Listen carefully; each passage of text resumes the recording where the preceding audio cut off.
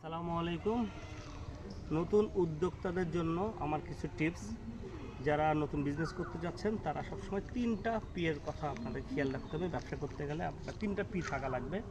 একটা হলো প্লেস, একটা হলো প্রোডাক্ট অ্যান্ড একটা হলো পিপল।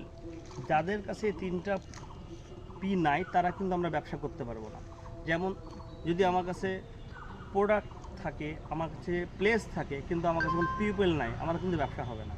আবার দেখা গেলো আমাদের কাছে পিপল আছে, আমার কাছে প্রোডাক্ট আছে, কিন্তু প্লেসই নাই, তাও ব্যবসা হবে না।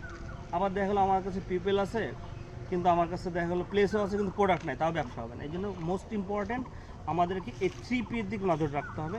যদি আমরা কেউ এই জিনিসটা ফলো আপ রাখতে পারি, ইনশাল্লাহ আমরা খুব লসের পরিমাণটা অনেক কম হবে।